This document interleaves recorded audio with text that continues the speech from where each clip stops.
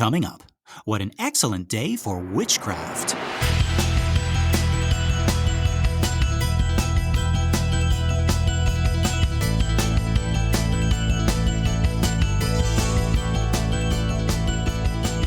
Well, howdy folks, and welcome to Minute 66 of the Exorcist Minute, a show where we endeavor to examine, extrapolate, and excavate the Exorcist minute by terrifying minute. My name is Lester Ryan Clark. And I'm Keenan Diaz. And we'll be your holy guides on this journey through what some have called the scariest movie of all time. All right, so our minute begins with Kara saying, "in a fall." And it ends with Kinderman saying, "somebody with the spite against the church." Now, hang on, wait just a second here. It begins with them talking about the death of Burke Dennings, and it ends with them talking about the desecration. Is Kinderman on to something? That'd be very quick work. It'd be about a minute. Yeah. So even at the very top of this minute, we can see some good acting by Lee J. Cobb here. Kara says, "in a fall," and Kinderman sort of looks at him. And then, like maybe he's sizing him up, right? Deciding whether or not he actually believes that. Actually, Keenan, what do we think here? Like from this little look that he gives Karras, like how much does Kinderman suspect Karras already knows, if anything? I mean, is that look like, oh, geez, this poor sweet summer child, I'm going to have to ruin his innocence by telling him all these graphic details? Or is it like, okay, this guy wants to play hardball. He knows why I'm here. He's playing dumb. So now I got to switch tacks. Like, yeah, what do you think? I think you could only do it the second way if you're trying to get shake down some information. The first one doesn't do anything for you, right? Right. That's not a very good tactical move by you.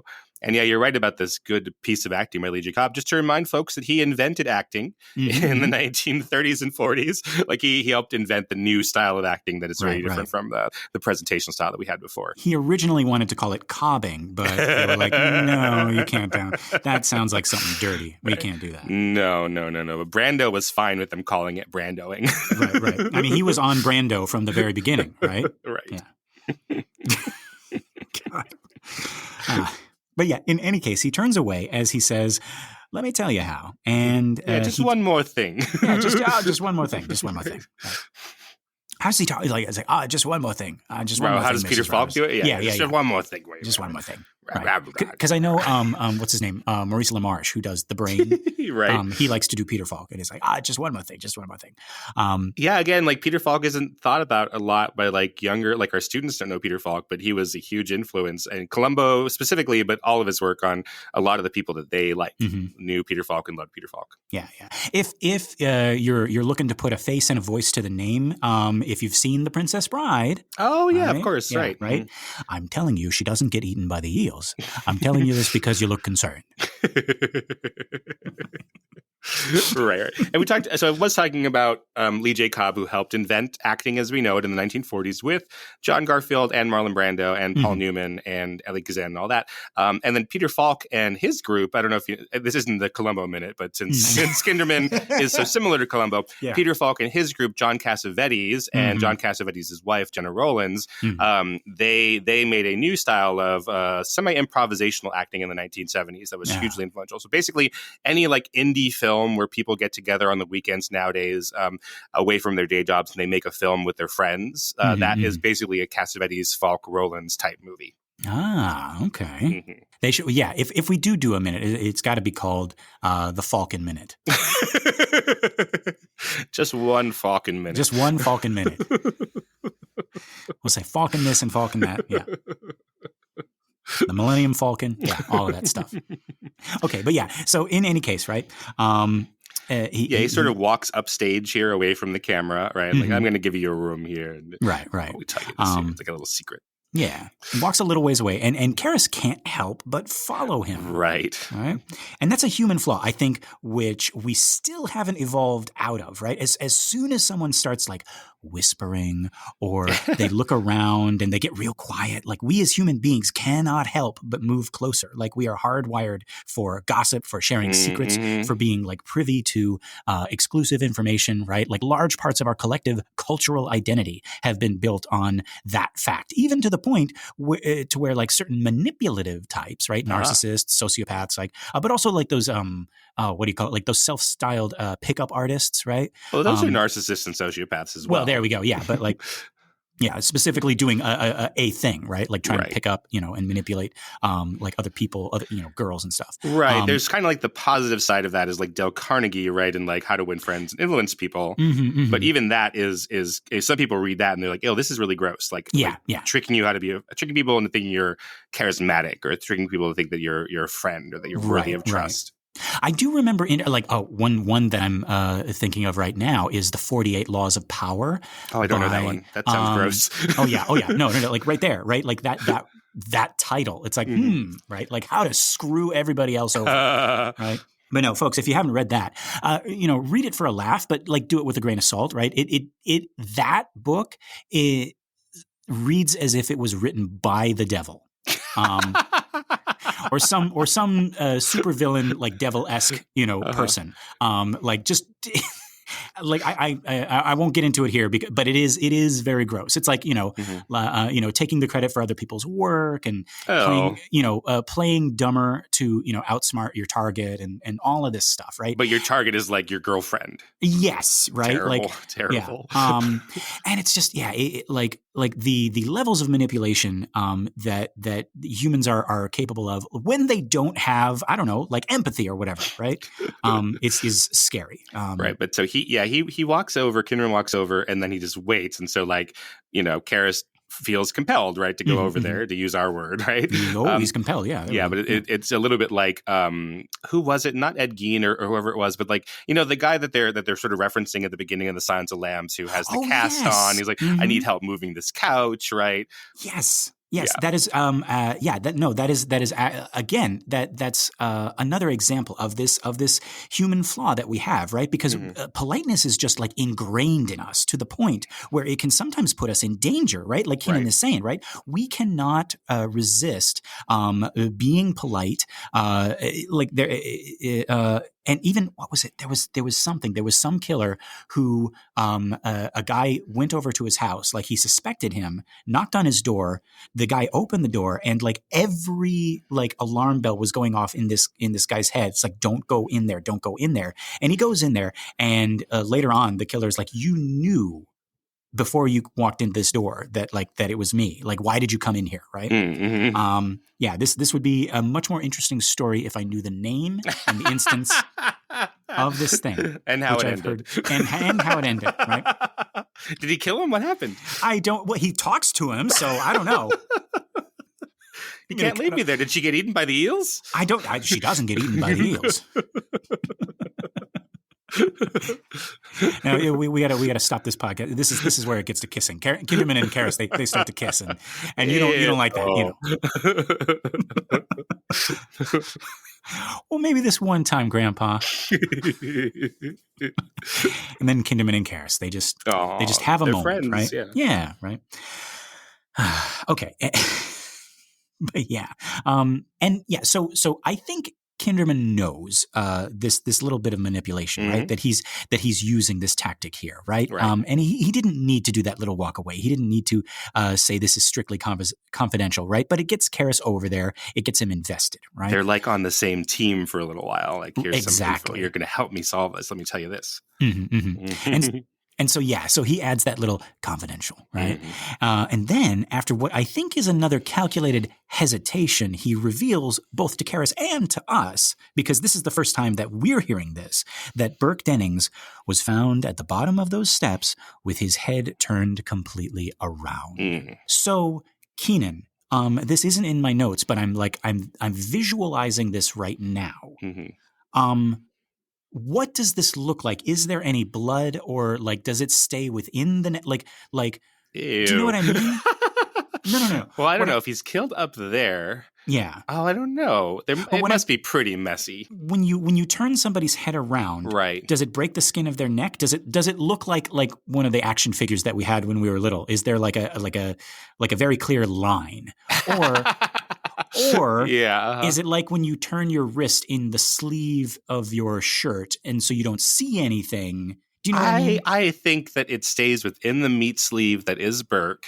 And there's no breakage there. It's sort of, he's still in the bag, as it were. Broken Burke in the bag. Right. So I guess I haven't really been thinking about this, like how this would happen. So something has to break. A bone, at least one bone has to break for this to happen, right? Yeah. Like a very important bone. Like one of the good ones. Yeah. Yeah. One of the 250 wet bones in there. No, that's the Pokemon. There's 250 Pokemon and more to see. You're thinking of. No, there's like 10,000 of those. Right. There's 206 bones, isn't there? What? I don't know. I'm not a doctor. How many bones are in your body? There are 206 bones in your human body. Yes. Okay. That's a very specific. Well, yeah, it's very specific. There's a right answer. It's not a general. If you ask your doctor how many bones are on, like, oh, somewhere, I'd like to say. I realized what I had said. I was like, hang on, that's awfully specific. It's not divisible by much. It's not a range, right? You would think like 210, 250. Somewhere between 185 and 240 on a good day. 206? That's so specific. The average person has 206 bones in their body. All right. Well, what is average? Oh, my God. Yeah, I have not really been thinking about what Burke looks like when he's down there. It's really gross. Mm-hmm. And, like we say a fall, but he's falling down those stairs. So there's probably like blood and viscera like all the way down the stairs. Like Right. Yeah. Not very pleasant. No, definitely not. Yeah, and we don't get to see much because of that huge crowd that's around when Chris is driving home. Yeah, right. And yeah, so this is it, folks. This is like the famous Exorcist thing, right? I mean, of course, it's more famous when another character does it, but this is the first mention of the head turning all the way around. Right. I like how we hear about it first. We don't see it, except in our mind's eye, of course. Mm-hmm. Like we just did. You guys went on a journey with us, if I keep any of that in. And it's such an unnatural thing, right, that it's hard to picture. Like in the book, it's the same. We talk about it a couple of times before ever seeing it. Mm-hmm. And I think that adds to the shock of when we finally do see it. And visually, like, it's a perfect way for Regan to say, yes, I killed Burke Dennings, right? Mm-hmm. Without her saying that, right? In fact, all she has to say, and it's so effective in that scene, is, do you know what she did? Mm-hmm. Right? All while her head is all the way around, right? Because she's saying it with her head turned around, we have no doubts about what she's talking about. Yeah, at the same time, this is the first time that I've put that together. Oh, okay. That Reagan's head turning around is like Burke's head turning around. Yes. I've seen this movie several times, as I said, and I have a podcast about it, but until you said it right now, I didn't put that together. Well, yeah. But no, no. Now it's very obvious. Yes. But no, I really like that little detail, right, that we're going to see. You don't have to. I guess, like, I wonder if I had read the book before I had seen the movie, if I would be more in Chris's head, more in her shoes about like the fear that her daughter had possibly been the one who killed Burke Dennings. Right. And then we find out about the head being turned around, and then we see Reagan's head turn around. Like, I wonder if that would have more of an impact if I were coming to that without like all of the Exorcist. Like, it's impossible. How do you do that now? You can't, right? Like, that's the first thing you think of when you think The Exorcist is that scene where her your movie's too famous. You know what your problem is, Billy Friedkin? Your movie's too famous. Your movie's too good. What are you doing? But yeah, we're jumping ahead. Let's get back to jumping this a backwards here. Head. Jumping a backwards head, right? There we go. So we cut to a shot of Karras's reaction, and I'm pretty sure it's safe to say that this is the first time he's heard this little bit of the story. What do you think? Oh, yeah, absolutely, right. No one's heard this except for the cops, or if you happen to be down there that day, right? Right. I like this shot. So we cut to Karras over Kinderman's shoulder, but we cut the camera's on the other side of this chain link fence. So it's sort of blocking us completely from our view of Karras's face. It reminds me of, because it's chain link fence with this kind of triangular form. Yeah, it reminds me of the shots in Bellevue where we have him behind these fencings. Yeah. Oh my gosh. He's standing there. He's like, am I going crazy now? Right. Yeah. Like, what is happening? Right. Yeah. Right. Oh, somebody I had seen around and have heard in the papers. Now it's something even worse than I thought. Yeah.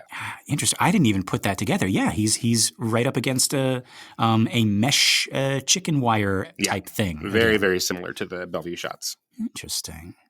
Okay. Well, yeah. So, yeah, in any case, he reaches out to steady himself, right, on this chain link fence here, right?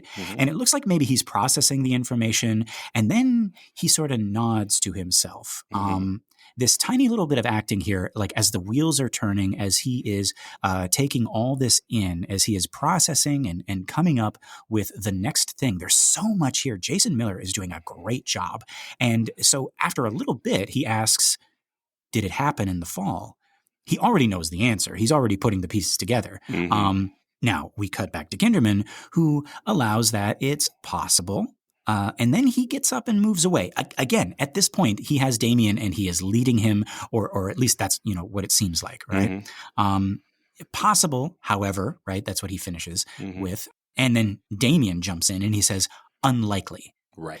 Now he's in. Now he's invested. He catches up to Kinderman and he sort of folds his arms. And Kinderman continues. He says, so on the one hand, we got a witchcraft kind of murder, and on the other hand, a black mass type desecration in the church. And Karras jumps in it again. He says, you think the killer and the desecrator are the same, right? Not a question. He's putting two and two together, right? Kinderman shrugs, but it's a calculated shrug, right? This is all part of the shtick, right? Part of his schmaltz, right? As he would say. Oh, two great Yiddish words. Shtick, schmaltz.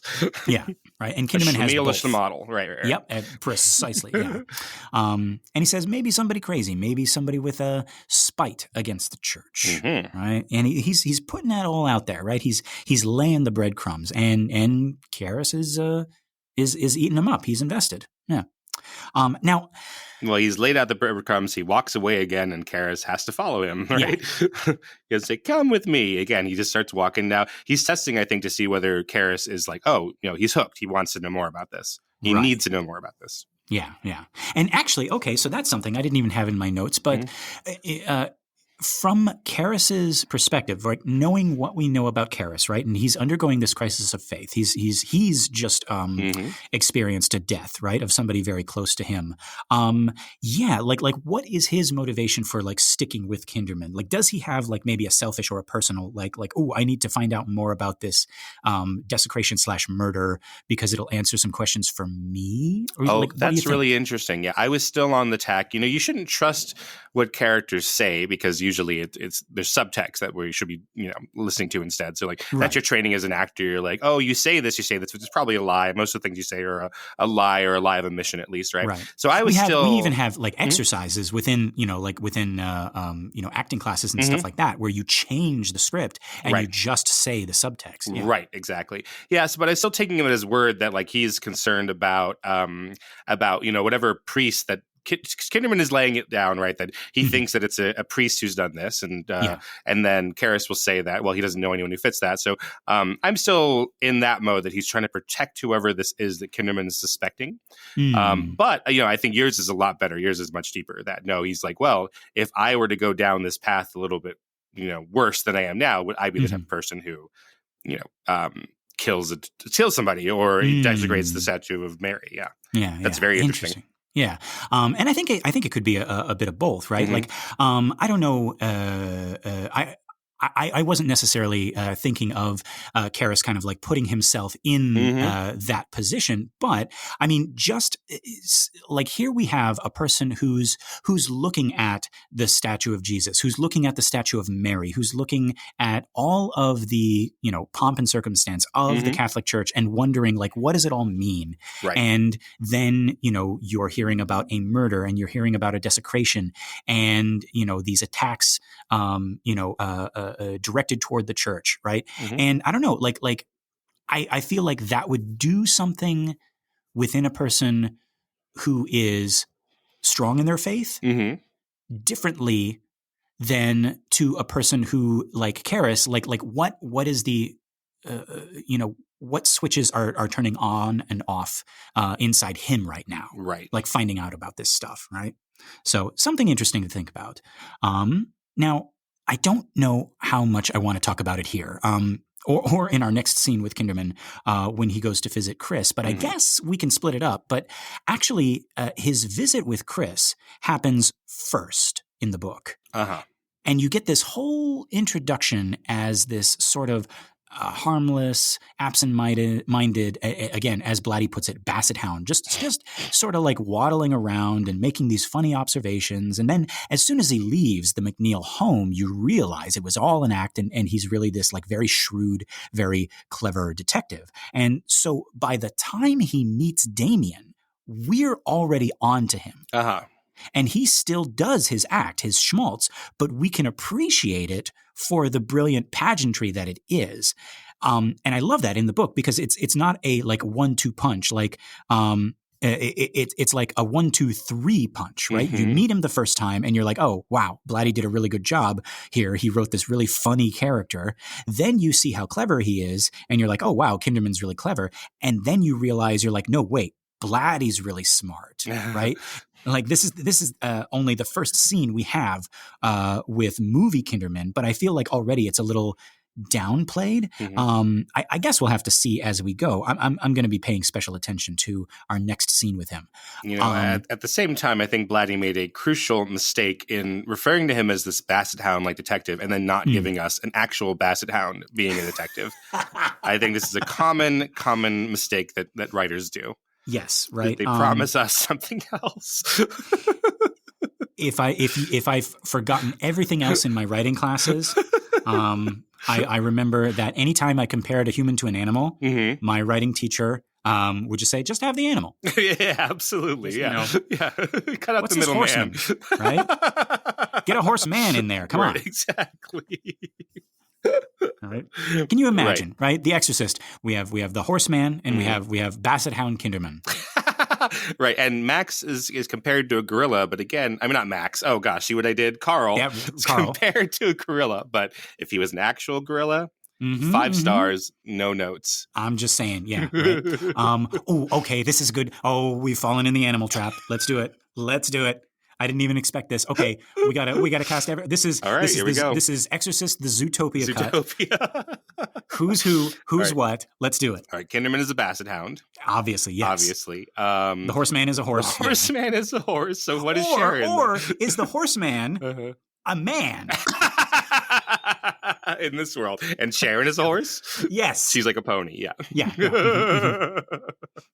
There we go. We figured it out. Okay. I think Reagan is like a fox, so sometimes she can be like really cute, but also really kind of cunning a little bit. Oh yeah, a little bit mischievous. I like. Okay, yeah. Okay, we got that. Yeah. If Willie is a gorilla, then maybe Carl is a gorilla. Oh gosh, I'm sorry. Carl is a gorilla, so Willie might be like a mouse or something. She's a tiny little mouse. Oh yeah. Okay. Yeah, we got Carl and Willie. I would like to see the Beatles. Yes.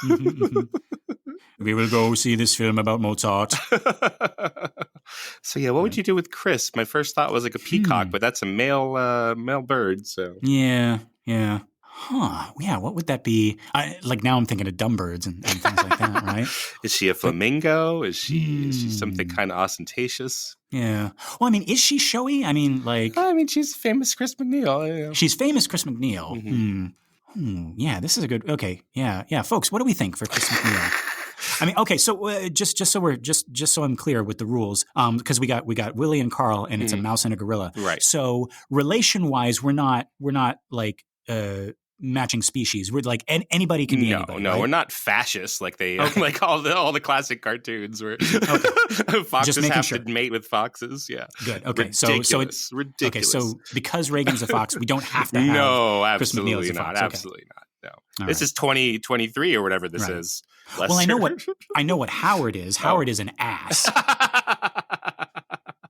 Good. Well, Chris, you think of Chris. I'm going with Flamingo for now. Okay, Flamingo. I like Flamingo. Yeah, Flamingo works. Let's see. And then we go... Father Marin is a baboon, I think. Oh my God, it's very, like... As soon as you said it, it makes so much sense. Yeah, he's sort of baboon-like. Yeah, I'm thinking Rafiki in a priest's outfit. Yes, absolutely. He's a Rafiki. Right. There we go. We got all these apes here. Yeah. Oh, and then Damien, we don't have one. Oh, what? Okay, let's see. I'm looking at it. He looks very sad. Yeah. He's got that sad face. He seems to me like a bird. Okay, some kind of sad bird. Yeah, like a crow. Yeah, I like that. Not a Dom DeLuise crow. But No, not Dom DeLuise crow. No. Yeah, but he's his own little sad boxing crow. Yeah, a boxing crow. Right. There we go.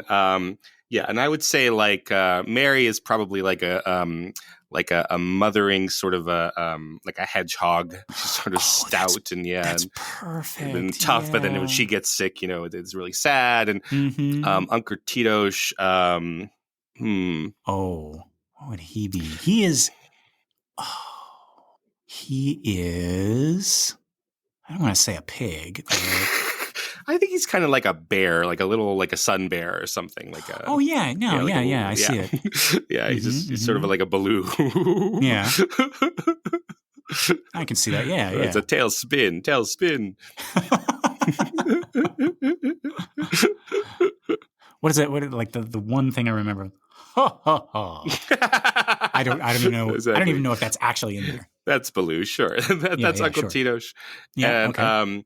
I'd say Mary Jo Perrin is one of those like slow loris lemurs with the huge eyes that just sort of stares at you. Okay. Just,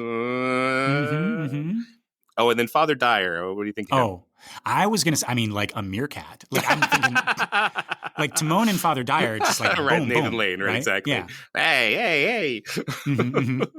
Yeah. So exactly. we got that. Yeah. All right, there we go. Yeah. Anyone we forgot? Well, Captain Howdy. Oh no, I don't know what Captain Howdy's going to be. Yeah, because he doesn't really have a body. And it's not good to say he's a monkey. No, that's not right. Because we've already because in this movie he is. So, so Captain Howdy, he kind of sneaks in and he does. Yeah. He might be a raccoon. Oh, I like that. Raccoon. Oh, because he's puppeting Reagan. So he's a raccoon. All right.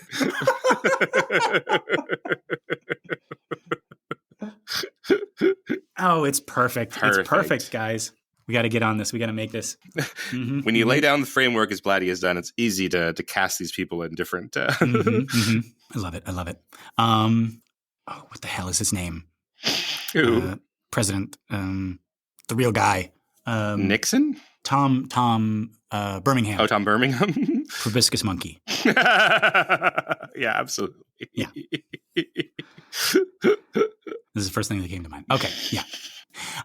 But yes, so Kinderman mentions some stuff about Black Mass here, and I was waiting for this. Actually, Blatty talks even more about it in the book. So, we have had someone talk about it before, right? Like at the party, Father Dyer's like, "Oh, if you want to hear about Black Mass, you should talk to Damien." Right. And Chris is particularly interested in this, which I thought was an interesting character trait. Like in the book, she's pestering a lot of people about Black Mass. She wants to know about Black Mass, and all of that. Like whenever she mentions it like a couple times at the party, and everybody just kind of gets like really, really hushed about it. It's like, oh, yeah, there she is again, going on about Black Mass. Going on about Black Mass, right? Do you go back to another party at Chris McNeil's house? Like ever? Like after the like, little girl pissed on the floor and then we never saw Burke again? Before that, you go like when the party is going nicely, you got the hostess like talking about Black Mass and she won't shut up about Black Mass. And then her daughter comes down and pees on the rug, and then you all leave the party out of discomfort, and then like one of you doesn't leave the party, right? And you hear about do you ever go back? Do you ever go back? And then that astronaut you met aborted the moon landing. Oh yeah. Where he aborted the moon mission. Like, something was pretty crazy going on over that party. Yeah. So I don't know. I mean, like, and then two more priests die in that house. Yeah. Oh my god. I guess we don't know what the cover story is they come up with, like about these two priests dying there. Like, do they also slip down the stairs together in some wacky Laurel and Hardy type situation? They were bringing my piano up, officer. And, exactly. Yeah. Well, where's your piano, ma'am? Well, that's how badly it went. Yeah. It's probably down by O Street by now. Yeah, right. Yeah, down on Toy. But yeah, like that. We're gonna get to that minute. It's like, yeah, how do you explain? Like, what does that look like in the papers? You know, But yeah, I don't know. Like, imagine, a year goes by, 365 days, and you get a letter from Chris McNeil. It's like, hey, it was so great having you at last year's party. You might remember me. I'm the one, I'm the famous actress, star of stage and screen, obsessed with black mass, and also my daughter peed on the rug. Anyway, so next week we're having a little thing, and yeah, I just wondered if you'd like to come. Don't bring anything. Yeah. Your presence will be your presence. Yeah. Right.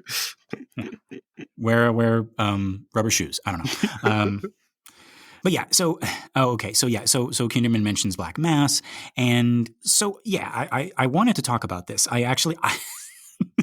Folks, I actually had a much bigger section here. I was going to give you the history of witchcraft in Western Europe and its evolution into what we now know as Wicca, and I was going to talk about the spread of Christianity throughout Western Europe and how these two religions got along and how they didn't get along and why they didn't get along. And halfway through my notes, I realized, Jesus Christ, it's an anthropology lecture. I got to dial it back. Oh, that's what I like. That's why I tune into this show. But yeah, and it's like, that's who I am. Like, right. I'm a history nerd, specifically when it comes to religion, comparing, contrasting, finding meaning, finding like the through lines, connecting us all to the human condition, right? I love that stuff, right? But we're here with Karis and Kinderman, and like, I don't want to stray too far from the story, right? I hear all of the listeners, right? But Lester, I hear you say, you've fallen into so many stupider and less interesting traps before this. Why stop now? Mm-hmm. Because, dear listener, this trap, this history of witchcraft and its relation or lack thereof to Christianity is so deep, we may never get out. That's not a trap. That's a whole podcast, which I would probably do if I had more time because it's fascinating. Mm-hmm. And if you want to talk or hear more about this after this episode, write us in and let us know, and I'll be happy to talk your ears off about all this stuff. But for the sake of the show and for the sake of this minute, I'm going to give you the bare bones, which is still pretty exhaustive. Mm-hmm. But yeah, so the first thing, we are talking about a bunch of things, actually, as if they were one thing. So that's our first problem, right? We're talking about a bunch of things as if they're one thing. We're talking about pagans, which I think we might have talked about before on the show, is just another word for anyone who is not Christian. Right. They're the religion of the country, right? Right. Yeah. So it comes from the word Pagani, which basically just meant the country folks, right? Like the backwards, the hillbillies, the hicks, it was a derogatory term in that sense, right? It meant that you were not with the times, right? You practiced an old, outdated religion, right? So the Vikings were pagans, right? When they came to England to settle, right? Mm-hmm. The ancient Romans and the ancient Greeks were pagan, right? Notice, none of these pagans worshipped Satan. Right? They had their own gods, which, the church saw as false or maybe even like devils in disguise, but pagans were not openly worshiping a Christian devil, right? So that is important to keep in mind, right? It's the if you're not with us, you're against us thing, right? They weren't worshiping Satan, but in the eyes of the church, they might as well be. But they wouldn't even know who Satan was until they interacted with Christians. Precisely. And that, again, like, very, very good point, Keenan. And so keep that in mind, folks. So that's pagans, right? Pagans basically just non-Christians, right? Actually, even Dante, right? When Dante wrote his Divine Comedy, that fan fiction that people are constantly confusing with the actual Bible, right? With the circles of hell and all that, right? Like a lot of people think like they cannot differentiate between Dante and Milton and like the actual Bible, right? Right. It's become part of Christian mythology. Yes, right. But in his book, Dante actually meets great thinkers of the past, philosophers and people that he admires, but he meets them in hell. Mm-hmm. They were ancient Greeks, so they were pagan, right? Even Virgil, his guide through hell and purgatory, can't go with him once he, goes to level 3, goes to heaven, because he's pagan. Virgil is pagan, right? So he has to get a new guide, right? Beatrice, Beatrice, right? Mm-hmm. So that's pagans, right? Pagans equals non-Christians, right? So now, witches. And this kind of became an umbrella term like pagans, but originally this was a specific type of pagan religion which was popular in Western Europe. Again, it predates the arrival of Christianity to Western Europe. And actually, I don't even think it had a name. We know it as Wicca now. And from what I understand, Wicca is like a revival of this old religion. Like a lot of stuff was lost or destroyed or just not written down. A lot of the older religions didn't write stuff down. The Vikings didn't have a written alphabet. They had runes, but they didn't, like write anything on scrolls or anything like that, right? Mm-hmm. And that's actually one reason that Christianity was kind of able to like steamroll over them so easily, was because they were really good at writing shit down and keeping records and names and dates and whatnot, right? Mm-hmm. It's that Roman influence. Thanks, Constantine, right? Mm-hmm. #thanks, Constantine. Right? But yeah, so modern Wicca is sort of a revival of this older religion, which again was there in Europe before Christianity, and which sort of rubbed Christians the wrong way for lots of reasons. One, Christianity is monotheistic, right? The old religion, Wicca, or what is now Wicca, is polytheistic. Two, Christianity condemned any sort of sexual behavior and also sexual desires, sexual feelings, sexual thoughts, even as evil, right? It wasn't part of the human condition. It wasn't part of the human experience. It was from the devil. It was unclean. It was impure. And just having feelings or thinking about stuff meant that you were losing the battle with Satan, right? Mm-hmm. You were weak and you had to pray to get back to grace, right? Witchcraft saw sex as part of the human experience, right? The human condition. It wasn't just okay, it was celebrated. Fertility was a huge part of this religion, both with like plants and crops and also with people, right? They recognized it as the same thing. Giving birth, planting the seed, literally and literally and literally.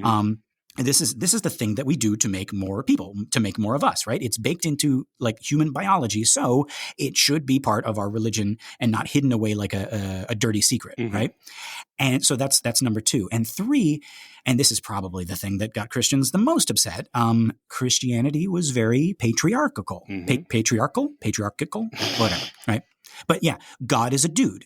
Jesus is a dude. Adam is the master of Eve, right? Mm-hmm. And this is true of all the Abrahamic religions, right? Like the man, the husband, the master, right?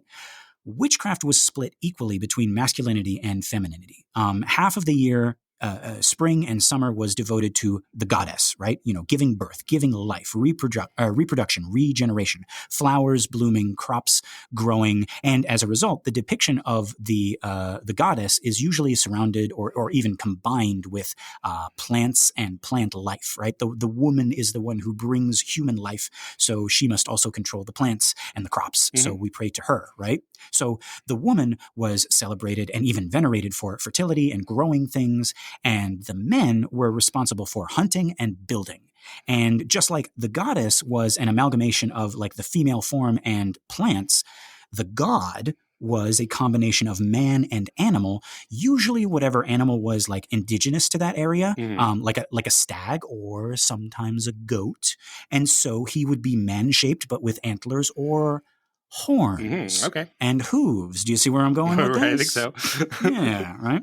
But again, completely separate from Christianity, as unrelated to it as ancient Greek or ancient Norse or Buddhism or Shintoism or the religion of the indigenous peoples of the Americas, right? It's completely unrelated, but still a threat to the church because it was competition. It was there before they got there, and it was older, it was more established, it was more popular. It was the Coke to Christianity's Pepsi, right? And they just did their thing. Like even when Christianity started to spread out into the boonies, to the outskirts, to the heaths where the heathens lived, right? Church officials were like shocked to see these hillbillies doing like a combination of Christianity and the old religion. Like they were incorporating the Christian tapestry into their like already established traditions. So like in Viking settlements that were like newly Christianized, you would have depictions of Jesus with a spear, like Odin, or with a hammer. Right? And the church is like, no, you can't do that. Well, it's like Coke and Pepsi. If Pepsi's first commandment was that thou shalt have no other colas before me, right? So that's Precisely, like the first rule of the Abrahamic religions is no. You cannot have, right? Can't have what about 7-Up? Well, 7-Up is like, I don't know. That's like Eastern religions. Or whatever, right? They don't make you choose. No. Yeah. Right. So you got that, right? You got those pesky pagans who won't conform, right? Then you got problems within the church itself, right? You got all these non-standard, unorthodox church activities, right? Like priests would hire themselves out to perform personal masses, sometimes called low mass or a votive mass, right?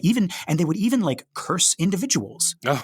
Like you could hire a priest to perform a mass to like curse somebody, right?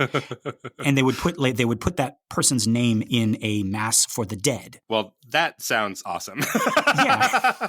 I don't know if I would do it, but that sounds pretty badass. I mean, it's like, well, there you go, right? Right. Or again, like going back to Aladdin's genie, right? Like you could have a mass. Right. You could call in a priest to make someone fall in love with you. Oh. See, and I'm talking Christian priests, right? Like are hiring themselves out to do this, right? Which I don't know, like. What is it? She doth protest too much. This sounds kind of like pagan. This is what they were accusing witches of doing, right? Mm-hmm. Yeah, like cursing people and love spells and all this stuff, right? But again, not witches, right? This is like rogue priests who, again, like the church doesn't like them doing this, but they were the ones doing this, right? And then you got like some clerical students, they would become disillusioned. They would become like these wandering mercenary monks, right? And they would perform these satirical masses to Bacchus or Decius, the god of dice, right? Keenan, like you saw Hunchback of Notre Dame, Disney's Hunchback of Notre Dame, right? Based on Hugo. Oh, Hugo. Not Hugo Weaving. Not Victor Hugo. Victor Hugo. It's the name of two of the gargoyles. God damn it. Right? Notre Dame de Paris, right? Yes. Was the name. Yeah. Like, so there's a Feast of Fools, right? The Festival of Fools. Topsy-turvy, la la la la la la. Yes, right? Yes. That was a parody mass. Oh, okay. Yeah, that was performed at festivals. It was like a joke mass. Yeah, I guess they would call it a low mass, right? And he wasn't the king of fools. He was the pope of fools, right? And this was performed by clergy or clerical students under the church's nose, right? And the church didn't like it, but like it was them that was doing it, right? But that's also how they were getting paid, I guess. Like there wasn't like, I don't know if I'm just bringing capitalism into it as a Marxist, but like otherwise the church didn't have a way to pay them. Well, I mean, like I think they were getting their money like in other ways too, like like tithing and just like right. But if they were making a side business, right? I mean, if they were going to say like, oh, you can't do that anymore, that would mean the church would have to make up that income. Yeah. I don't know. Yeah, I'm just being too much of a Marxist. Well, no. Like I didn't go into the research deep enough to know whether or not like these mercenary priests would pocket that money or they would give it to the church. Oh, okay. Yeah. So, well, who knows? Who knows? Somebody knows. Somebody smarter than us. But yeah. So you got that. So you got pagans being pagans, right? Pagan's gonna pagan, right?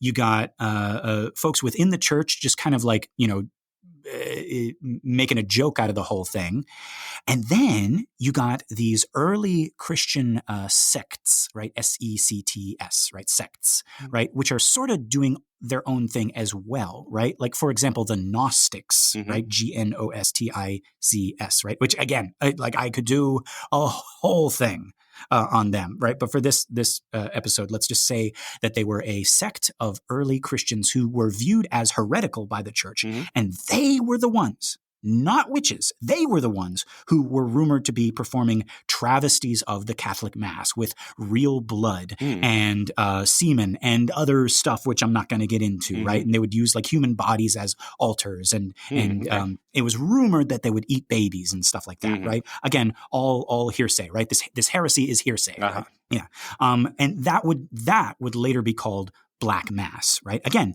these are the Gnostics, not the witches, right? Just to be clear, right? Meanwhile, like I said, you had witches doing their own thing, right? Practicing their own religion, but like seen as an equal threat to the church, right? But like completely unrelated, right? So we got enemies within the church and we got enemies without the church, right? Now, the first instance in which these two unrelated threats were actually associated with one another was during the witch hunts. And it is here that you get the association with witches and the devil. So from this point, witches were no longer just another religion like Buddhism or Judaism or Islam. The witch hunts were the first instance in which you had propaganda saying that this other religion, which again was here before Christianity in Western Europe, this other religion was created solely to oppose Christianity, right? They didn't worship other gods. They worshiped the devil. And I'm not even talking about like, when early Christians saw other pagans worshiping other gods, they'd be like, oh, the devil is tricking them. No. I'm saying that the witch hunts put forth that witches weren't like those pagans. They knew full well that God was God, right, and they chose to worship the Christian devil. And so, of course, according to the witch hunts, they practiced black mass. And almost everything we know or think we know about black mass comes from a few books which were circulating around the time of the witch hunts, especially the Malleus Maleficarum and the Compendium Maleficarum, which were basically handbooks on how to spot a witch and what to do when you find one. Spoilers, in all instances, you torture them until they die and or confess, right? All of this to say, this type of anti-Christian witchcraft, right, including black mass and devil worshipping, is all bullshit. It's Christian propaganda against this other religion, which has ramifications all the way up to today. Because when I say witch, like I say the word right now, I say witch, right? Most people have an image in their mind of a cackling Halloween witch, right? The Wicked Witch of the West, right? Which is a descendant of the monstrified devil-worshipping witch that the church created to scare people, right? It has become its own thing. And I think as people are learning more, and modern witches are even sort of like reclaiming some of these aesthetics, right? Like they're owning them, and they're like changing them, right, and making them positive. But there are still plenty of Christians out there who associate witches with devil worship, and they see them as purely anti-Christian and not their own religion, which is what they are. They are their own religion. Right. And so that singles them out for even more disdain than, say, a heretic or a Muslim, right? Because the idea is like, oh, they've been exposed to Christianity, because that's sort of the idea in Christianity is once you spread the good news, then why would anybody say otherwise, Right. So the other religions, our religion is so good. It's like, why would you turn away, right? They're just ignorant of it. But the witches have all the knowledge of it and decided to be anti-Christian, which is its own other thing that deserves special disdain. Yeah. That's really interesting. Yeah, thank you. And yes, folks, I know we haven't even touched on Satanism, right? Like, I have all these notes about LaVeyan Satanism, right? That, sprouted up in the 1970s, right? And that's its own thing as well, right? I feel like we've run a little bit long here. We might touch on that down the road. But for now, I think that's all my notes for this minute. And one more thing, guys. Again, just like we are not doctors, neither of us are religious scholars, right? Like, I grew up Catholic, and I study these other religions because I'm a nerd and I'm fascinated by them. But I took Philosophy 120 at the Community College of Southern Nevada, so I feel quite an expert in this case. You're a regular Aristotle right there. Right. Yeah. I think I got an A. It's been a while. I don't remember. I looked at Plato for a time. We were working with Plato in one of our classes, and I actually made a horsey. I was always jealous of the people who had those McDonald's Play-Doh ones where they can make little McDonald's French fries out of their Play-Doh. Oh God, yeah. I never got anything like that. Do we have that anymore? Or is that like deemed too dangerous for kids? I know they have all sorts of much fancier Play-Dohs than we had out there for sure. Different flavors. Yeah. Right. It's like acai flavored now, and oh my matcha. You mean with that green tea Play-Doh? Oh my God. Right. But anyways, that was really fascinating stuff, Lester. Thanks for bringing up all that stuff. I know you're sometimes worried, are we going too far off, and are we, discussing things that aren't specifically about the minute? But that's the kind of thing I would like to listen to if I were listening to a podcast. So I appreciate it. Oh, well, that's good. Okay, then yeah, that gives me a little bit more confidence to let my nerd flag fly, I guess. But that brings up all these differences in, like, okay, the Christianity being patriarchal, and pagan religions tending to seem, just by the fact of them being 50-50, tending to seem more feminine, even if they weren't. Precisely. Right? Yes. No. Yeah. It like and folks, I'm going to put up a video by a guy named Raymond Buckland, who wrote this wonderful book. If you get a chance to read it, it's called The Complete Book of Witchcraft. And he describes, like, basically, like, a lot of the stuff that I've been talking about here. He puts forth in much greater detail, and he much more eloquently than myself. But he does a kind of like a video companion to his book, which I might post in the listener group, and you'll be able to hear from him just kind of like the history and the development of this really fascinating religion. But to that point, I wanted to finish that up, right? Like in the same way that we're not doctors or philosophers, right? Except Keenan, right? But I am a religion fan, but maybe not a religious expert. Right. If I have said anything, if there are witches out there, if there are other pagans or other heathens who practice other things, or other Christians who, because I've been kind of like heavily kind of like giving it to the Christians in this one. If I said anything that might be wrong, please write in and let us know. theexorcistminute@gmail.com right. Because we want to learn on this podcast. Well, I want us to be respectful of people of all faiths, including Christians. But, Christianity is the most powerful world religion that's ever existed. And so I think it's okay, Lester, to talk about where that power has gone too far and persecute people. I think that's okay. We're certainly punching up, I think. Right? Yes, at the institution and these things that are built in. And a lot of Christians, when you're in it, you're in it because of your faith and the love that brings, et cetera. But, there are even just phrases like you're talking about. We use the term heathen and pagan and all those things. And those are, mischaracterized based on persecution from centuries ago that are influencing you today, whether you are necessarily aware of them or not. Yes, exactly. Yes. Oh, and actually, Keenan, you raise another good point. Oh, yeah. So folks, you're just on fire, right? What are you, a witch in the 7th century? No. They were pressed to death, Lester. They weren't burned at the stake. Yeah. Well, they were at a time. No, I'm saying that's the joke. Is that in the Salem witchcraft trials, they were not burned to death. They were pressed. No. Yes. Yeah. Right. Hanged. The burning all happened in Europe. Yeah, right. That was, we did our hangings and our pressings. Yeah. But oh shit, where?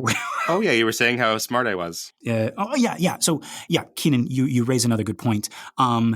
So folks, when I do criticize Christianity, just be sure that I am criticizing the institution, right? Like your own like spirituality and I like, again, like I say, like I was raised Catholic. I still consider myself Catholic. I'm talking about like the politics and the structures that humans have built around this faith, right? That's the thing that I'm criticizing, not the message itself. Let's say. Yeah, I agree. Yeah. My favorite philosopher is Jesus Christ. I just want to say that again. Well, there we go. I've said it before, but yes. He's incredibly influential to me. I just don't have any religious faith in him. Yeah. Jesus says some really smart things, yeah? This Jesus guy, I think, he's going to go far, right? We're going to, I gotta read one of his books. Right? What is this? Matthew by Jesus. That's weird. That's weird. Yes, I know Jesus didn't write Matthew. I know.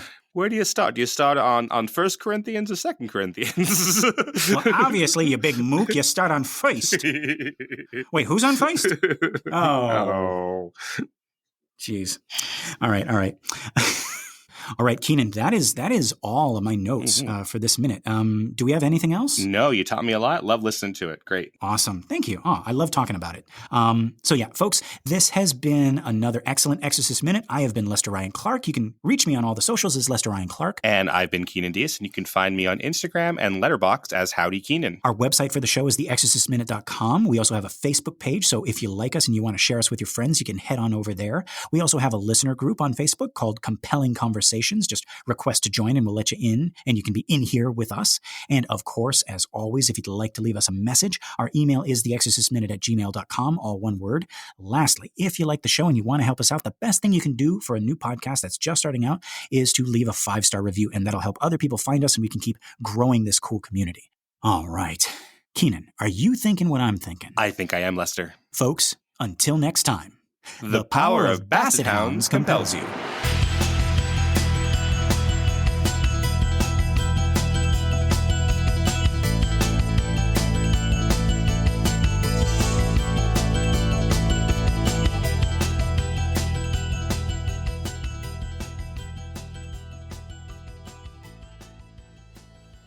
What an excellent day for witchcraft.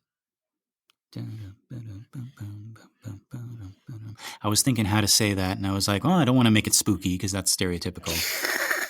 Make it sexy, make it swinging with a ring-a-ding-ding. Witchcraft, yeah. Bewitched, so bothered and bewildered. Am I? Oh, no, wait, that's Dream Genie.